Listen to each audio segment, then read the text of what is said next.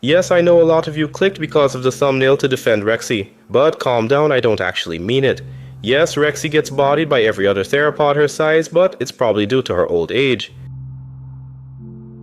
Aside from Rexy, we have seen a bunch of Tyrannosaurs through cinema, such as the Mama T-Rex from Ice Age, the one from Fantasia, and even evolved ones such as the Vastatosaurus Rex.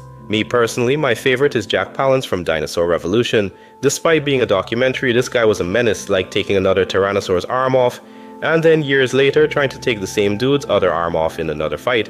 But we're not here to talk about favorites, we are here to discuss some of the most, if not the most powerful Tyrannosaurs ever shown on screen. Some of these guys show great feats of destruction, and others show their feats in deception and planning.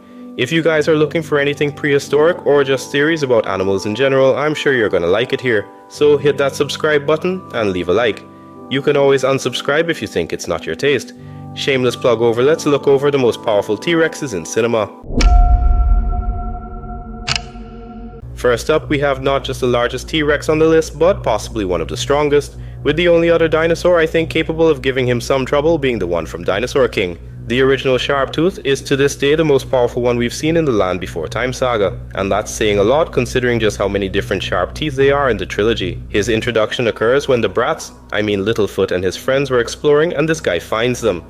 Right off the bat, he wastes no time showing his strengths as he crashes through thorns the size of knives, and then bashes and destroys rock walls to smithereens with his head alone. This dude also takes tail slaps from Littlefoot's mother, who is an adult Apatosaurus or Brontosaurus, whose tail is able to destroy stone. He is also massive. When he is side by side to Littlefoot's mom, he isn't all small as a T-Rex should be when compared to an adult sauropod. Accompanied by his size, he is extremely athletic, with him jumping at least 100 feet towards Littlefoot's mom, and he even jumps on her back like a raptor. To put into perspective how impressive that is, if any normal megatheropod, whether it be T-Rex or Giganotosaurus, tried to jump from even 20 feet there, femurs would be shattered under the pressure and weight. This guy leaves them in the dust and is incredibly aggressive. With the more damage he takes, the angrier or more motivated he gets. Even when he is thrown off a cliff that's hundreds of feet deep and a bunch of rocks fall on him, he wakes up showing no sign of injury to go back and hunt down the baby dinosaurs. This guy is so motivated that he puts his own health at risk. He literally smashes his head against rocks in multiple scenes. And I don't care how durable you are, that's bound to cause some sort of damage. Near the end, we see him shake an entire cliff wall with yet again another head smash, and he even throws a small tantrum when he can't get to them. His end does come when a massive boulder falls on him in the water, where he then sinks and drowns. Put his guy up against your favorite T-Rex and I'm sure he'd win. Even when this dude is down trying to get up, he collapses a pillar with no resistance. If something like that hits Rexy or even a Vastatosaurus, at the very least, they are getting knocked out, and don't even get me started if he lands a solid headbutt. His size alone, however, already gives him an advantage. Accompanied with his agility, speed, resistance, and who knows how powerful bite force, he dog walks most Tyrannosaurs shown on TV. His aggressiveness also stems from his environment, since the mysterious Beyond is one of the most desolate places one could live in the Land Before Time universe. There is a reason these massive theropods expend so much energy and risk just to get to prey.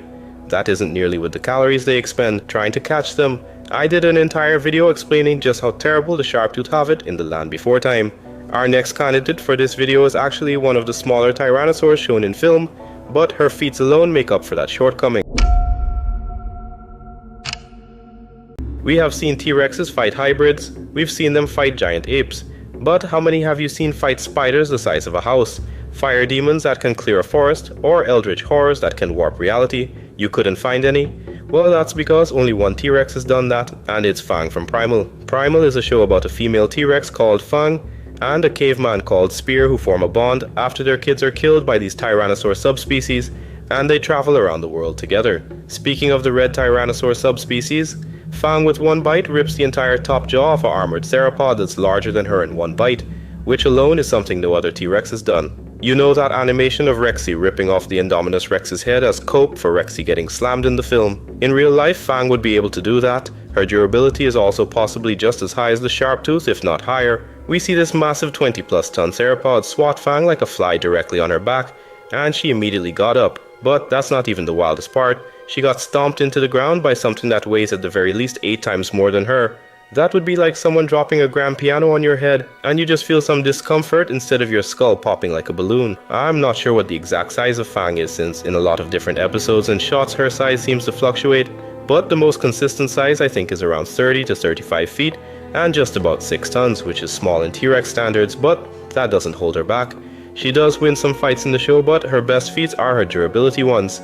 She has been stomped on and crushed by mammoths way bigger than her, and she survived and has also been slammed against a wall and ragdolled by a house-sized spider, and she didn't even show a limp or anything after the fight.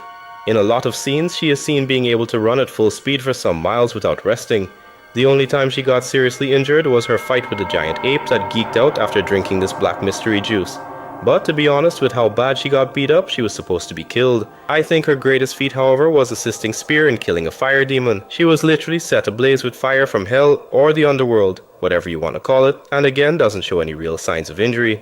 While that same fire unfortunately led to the death of Spear. There's a bunch of other things she does, like fighting Vikings, tens of thousands of velociraptors, entire armies filled with Colombian mammoth-sized elephants, and the list goes on and on. If I were to talk about all her achievements in the series, it would take about 10 minutes of the video alone. But we have other candidates to talk about, and the next one a lot of your guys probably are not going to agree with. With all the T-Rexes shown, there were very few, if any, that were able to understand human language, and even get offended by it, to the point where they want to get back from being insulted. I mean, imagine telling a big alligator that it has a walnut-sized brain, and it actually finds a walnut, gift wraps it, and then sends it flying your way with a grin on its face. Well, Grumpy does. Grumpy is a T-Rex from the movie called Land of the Lost, which stars Will Ferrell, and basically him and 2 other folks go through some weird water park, which sends them through time. They end up meeting this weird ape man called Chaka, and they try to find a way to get back home. The first scene with Grumpy is when he tries to get Marshall and the others. While they were swinging from some vines, he bites the vines, missing the people, which sets them free, and a chase begins. I have to say that for a dinosaur that has a dragging tail like the models in the 1980s, he sure is quick and is able to get balanced quite well.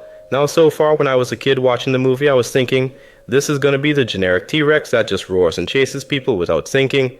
But when Marshall and the crew escaped to the other side of a chasm on a long narrow rock that Grumpy couldn't pass, I realized this guy is actually different. Because like most Will Ferrell characters, Marshall starts insulting Grumpy, but the moment Marshall says Grumpy has the brain the size of a walnut, the dude stops in his tracks and his eyes get narrow before anything else. How could this guy understand human language and process it to where he knows it is an insult? So my boy pulls off a jump that should not be capable for an animal of his size and proportions to do. He does this just to try to get Marshall specifically, like he hates this guy now. Grumpy also has exceptional hearing. He heard this guy saying this from like 200 feet in the scene with the chasm, and then he heard Marshall saying his brain is the size of a walnut again from like a mile away. It's either he has Superman type hearing, or it was a very lucky coincidence. This dinosaur, this animal, this bipedal rooster with teeth somehow managed to find an actual walnut, then wrap it up like a present and send it directly in the place where the people were staying, and then just gives the most extreme wait until you come outside look I've ever seen.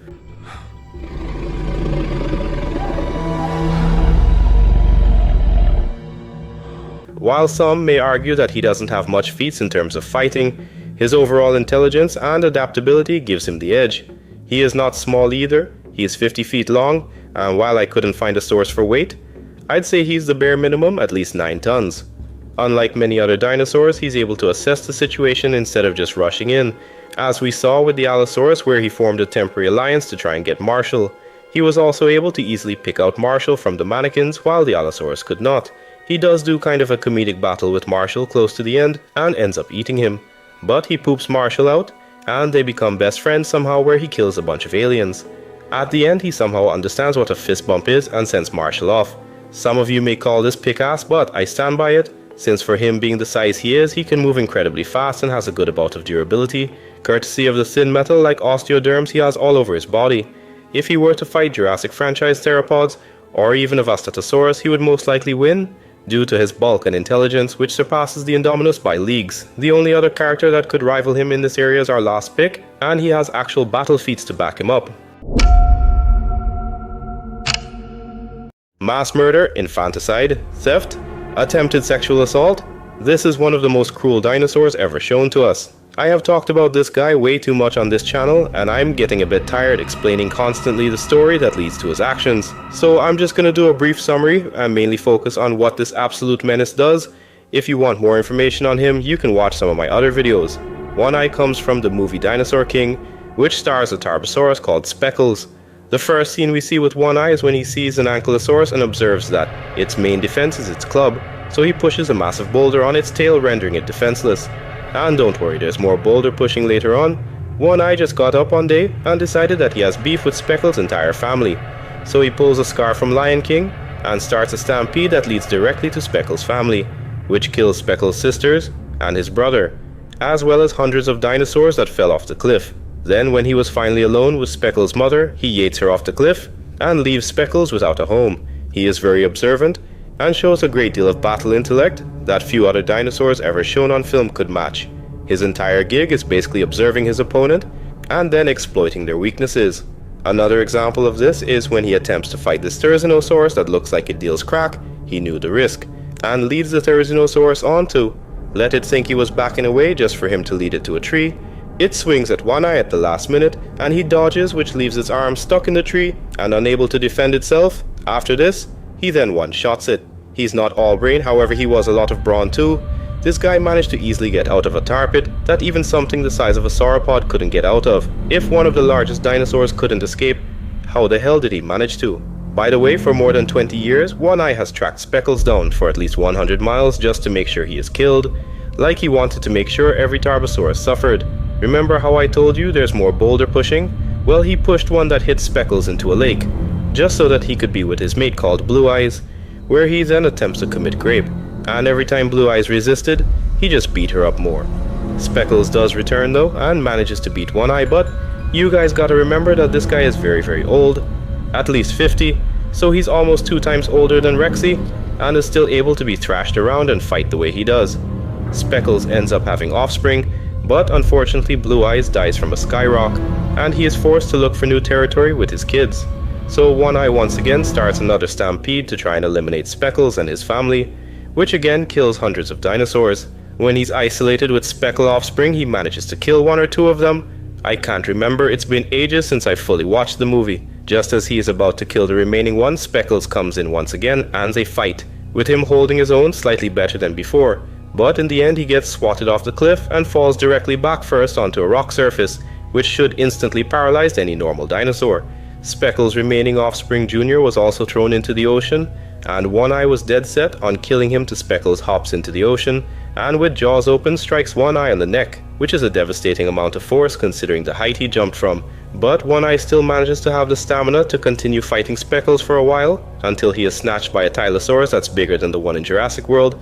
Basically, he got the hybrid treatment. His reign of terror came to an end, but I'm sure he will live on in Speckles' memory as the monster that took everything from him, except for one child. He has the capability to plan ahead or right in the moment to ensure the outcome favors him, has the strength to escape a tar or mud pit, and got thrown off a cliff and landed on his back, with seemingly no damage being dealt to him.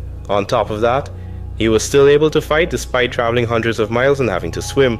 That's just about going to be it for this video. Some honorable mentions are going to be the Mother Rex from Ice Age and Rexy, or the Vastatosaurus. The reason the mother dinosaur didn't make it is she just pushed a dinosaur slightly larger than her off a cliff by surprise, and Rexy has destroyed a small building while fighting, but that's about it. But I will say that she is very durable, considering what she survives. Anyway, don't forget to like and subscribe. I'll see you in the next video.